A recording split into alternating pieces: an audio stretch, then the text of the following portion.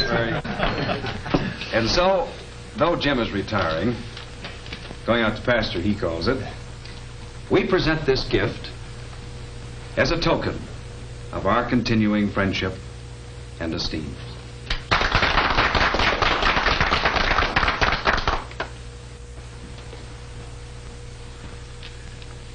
Well, fellas, I really can't tell you how much this means to me. But I can tell you that this truly wonderful gift will be a constant reminder of your friendship and the help you've given me. And through the years, I shall always remember the pride I feel this evening in having won your companionship and good opinion. Thank you. Thank you from the bottom of my heart. Acquaintance be forgot and never brought to mind. Should old acquaintance be forgot in the days of old lang syne. For old lang syne, my dear, for old lang syne, we'll take a cup of kind. I'm so proud. Oh, just wait till the gang sees this. Hey, kids, come on running. Oh, it's just perfectly perfect. And so are you, both of you, Mom and Dad. Well, Sally, you're our big girl now. Mother and I wanted our present to tell you just how proud we are of you. Sally, what is it?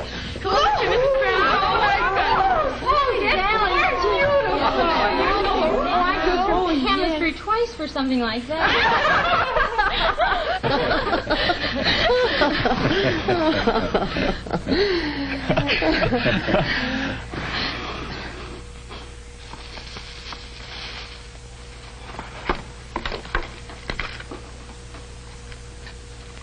Oh, gee. Last but not least. Oh, isn't it wonderful? Gee, thanks, Dad. It sure is a beauty, and the best, too.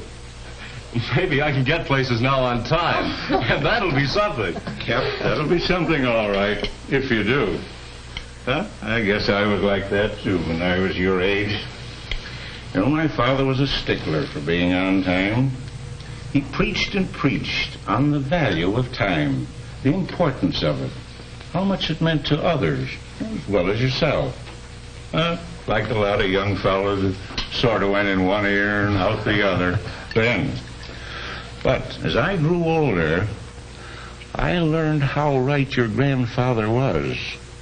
He always felt that promptness and consideration for the time of others was a mark of character and integrity. This fine watch, my 21st birthday present, has always reminded me of that, and it is one of my most precious possessions, as I hope yours will be to you. Yes, for hundreds of years, a fine watch has been one of man's most highly prized possessions. Its possession always has been a mark of distinction, its performance and beauty a source of pride. When the first watches were made, they were so ornate and expensive that only monarchs and the wealthy could own them. Despite the fact that they often varied as much as an hour a day, they were the mark of distinction, the badge of wealth. Today, that mark of distinction still remains, but modern American production methods have made it possible for people everywhere to own a fine watch. Less ornate, perhaps, for times have changed, but certainly more accurate. But which watch? That is the question. There are many conflicting claims, many aspirants to the throne of leadership in the watchmaking industry. What makes a fine watch fine? There are many things. First, the name and reputation of the company, and that is important, because a good name and respect can only be gained by quality of product. A quality of product built up by years and years of fine watchmaking experience. But before you can even begin to make a really fine watch, it takes people, many people of long experience, people with ideals and ambition and pride in their craftsmanship, together with vast facilities built up through years of patient development. many buildings, special tools, and much equipment, many laboratories for never-ending research to maintain the spirit of pioneering, of leadership in research. It takes a record of performance, too, through time itself.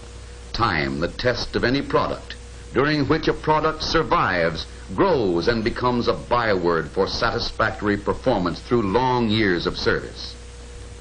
And it takes the preference of people who buy and sell quality products, fine watches which are fine all the way through. So let's go into a fine watch factory and see what it takes to make a fine watch, and why everyone can't do it. We'll begin with people. People chosen carefully on the basis of rigid tests, job selection and classification for exactly the right skills and temperament. People who, before they learn the trade, must first show that they can learn the knacks, the nimble-fingered dexterity to make them successful in their jobs. It takes almost a year to make a really fine watch, but it takes years to make a watchmaker, even under friendly supervision and the help of more experienced fellow workers. Because of these high standards, watchmaking is a career into which sons follow their fathers, adding their youthful spirit to the accumulated experiences of the years. And here, a career is more than just a job. Nearly half of the employees in this fine watch factory have been with the company for 5, 10, 15, 20, or more years. And some certain few of these, with the company more than 50 years, go back in memory and experience to the first Hamilton watch ever sold. This watch, built more than 54 years ago, can still pass rigid time inspection tests for railroad service. Such accuracy and dependability are products of the incredible skills found in this magic land of Lilliput, where little things make a vitally big difference. Yes, to make a fine watch fine takes fine people, and it takes the most modern facilities for designing and making the tools and equipment to manufacture fine watches as well. Here are machines making machines, delicate machines making still more delicate and precise machines, which are in turn used to make almost unbelievably small parts. Unbelievably small parts? Have you ever had a speck of dust in your eye? Some of the actual watch parts are no larger than a speck of dust. This speck is a watch screw actual size. And alongside is a model of the screw, enlarged 100 diameters. And there's enough metal in the enlarged model to make 1 million actual screws of this type. Modern facilities, miracles in miniature. On this machine, watch screws are made complete with exquisite precision. Yet they are almost invisible to the naked eye. Here in this small pillbox are 300,000 tiny screws, a full year's output of one of these amazing machines. So in a world of fascinating smallness, highly skilled people work with fine machines to a superfine degree of accuracy in every step in manufacturing, like making extremely small axles called balance staffs, with tolerances from the absolute point of accuracy to only 1/10,000th of an inch. In all operations, such as the manufacture of a balance wheel, that tiny, constantly moving wheel, accuracy is almost a religion. And through the skill, the patience of the watchmaker's craft, bits of metal are transformed into minute watch parts of technical perfection.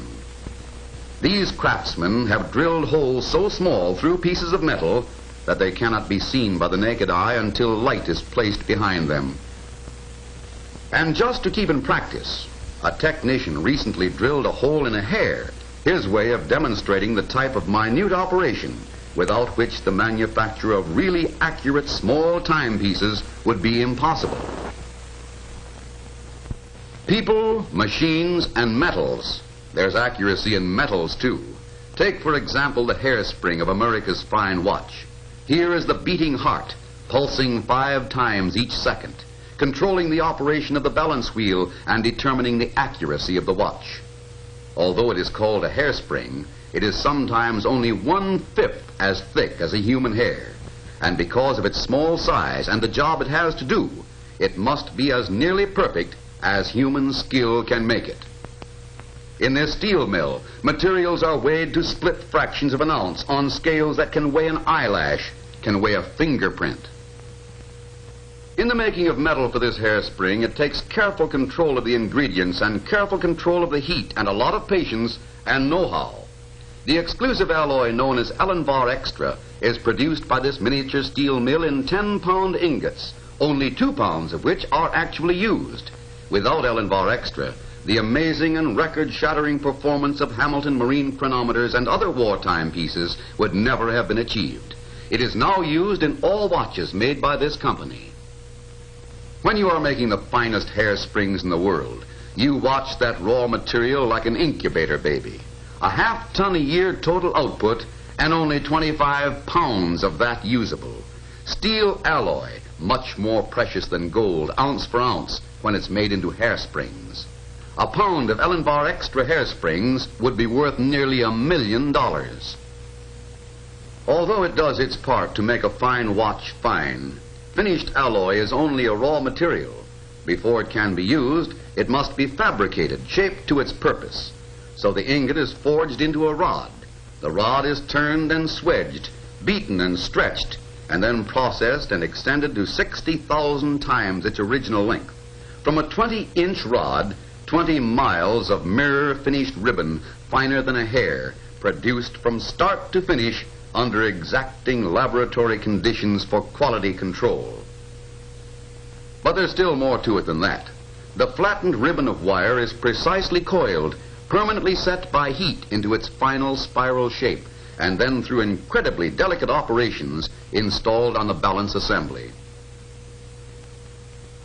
Did we say that the hairspring is the heart of time? Did we say that the accuracy of a really fine watch is determined to a large degree by the accuracy of its tiny hairspring and balance wheel?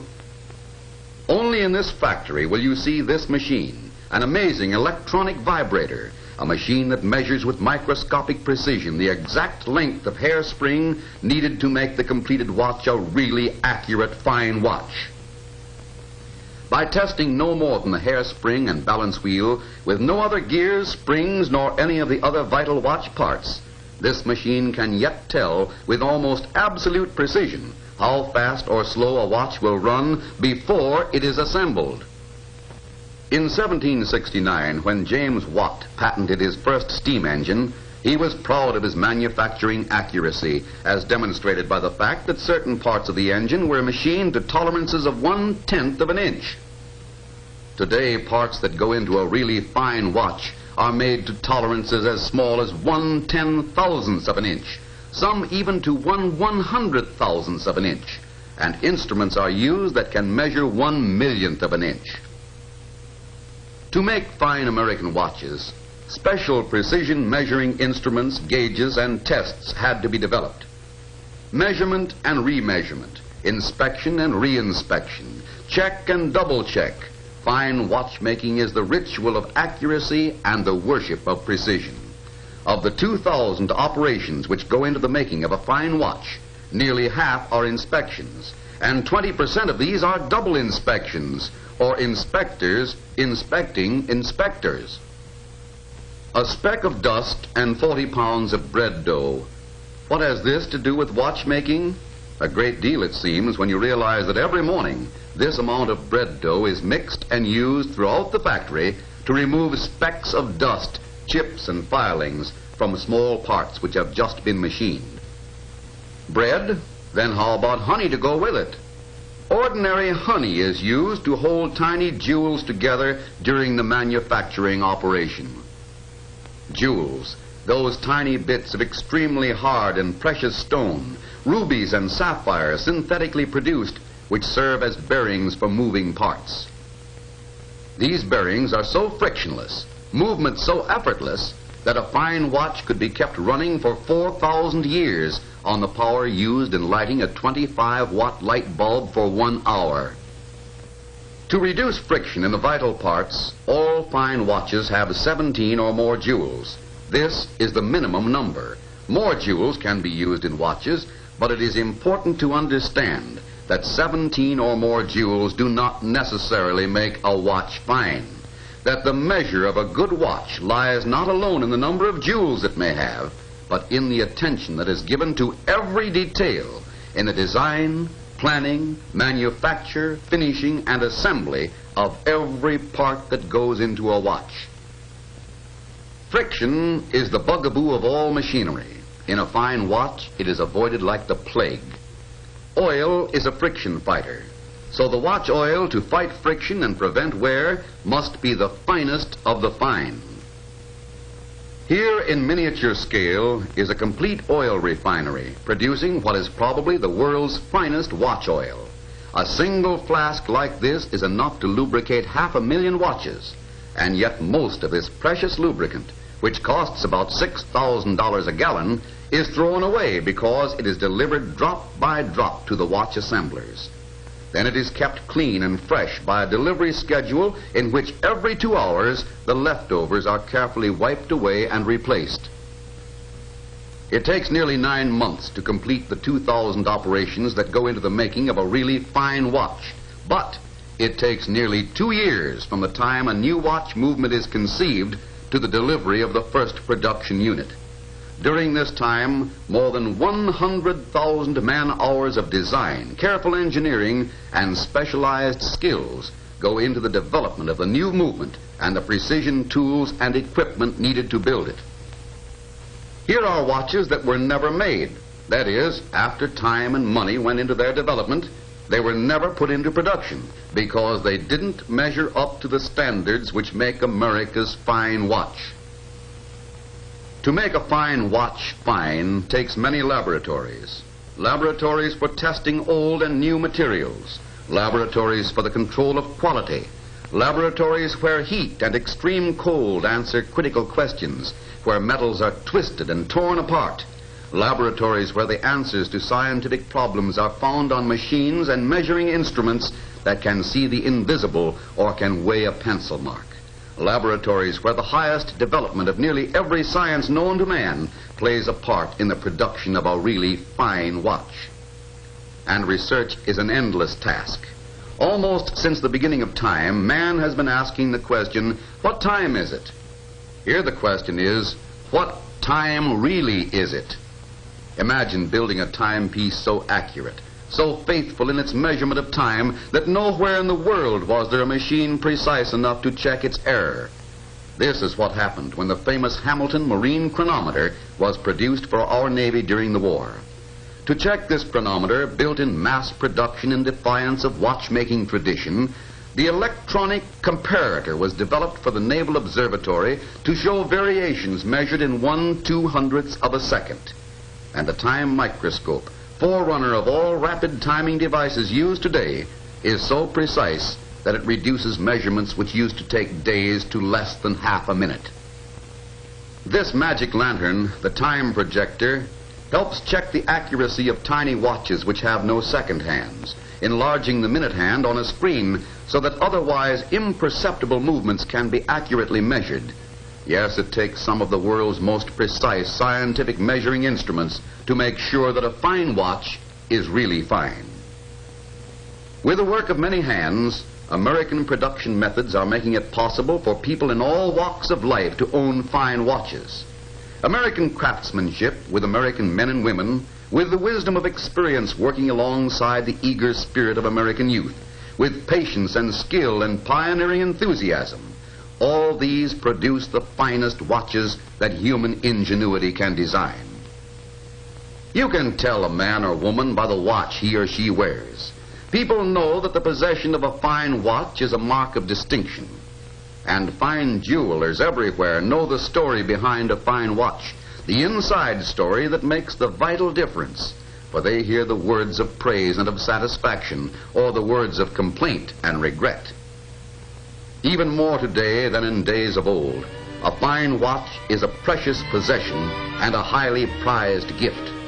Few other gifts are so appropriate, so long-lasting, so much a source of pride to both giver and recipient, and few possessions serve with such usefulness as that modern miracle in miniature, that lifelong friend and faithful servant, your watch. your fine watch. And that's what makes a fine watch really fine, all the way through.